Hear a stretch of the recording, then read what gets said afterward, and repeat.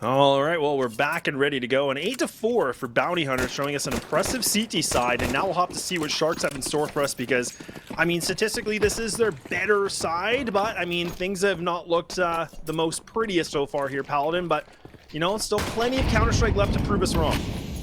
Yeah, I think this is the real test now for Kaiser. I mean, they've struggled in terms of win rate on this map, and we'll see what the ideas they have on T-side nuke is, and that's not a great start. Doc takes down 2 in mini, and with that, the upper hold also looks stellar. It's just the IGL left up in this one.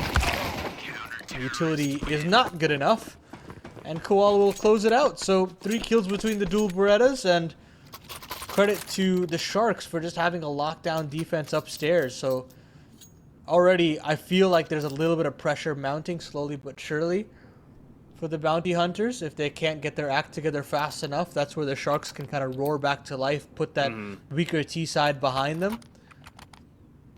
And I think this will be a real test for Kaiser, honestly, as to what he's done with this team. Of course, you can have these pop-up performances from players like Turtle and even Bonino with a couple of multis in that CT side, but now that you're on the offense, how are you going to kind of orchestrate things? I think that becomes a much more difficult thing to do as a caller. Yeah, and I feel like, you know, I don't know how you feel about this map, but I feel like being on the T side on a map like Nuke, I think it's one of the more difficult ones in my perspective. Like, I think you can get that yard control, things like that, but I mean, you're going to have a little bit more than that, right? You definitely need to know the right timings and the utility, things like that. So I think, like you said, it's a really good thing you bring up about Kaiser, because we're going to have to see what they can do a little bit differently. Again, let's not forget this is a relatively newish team with a bunch of different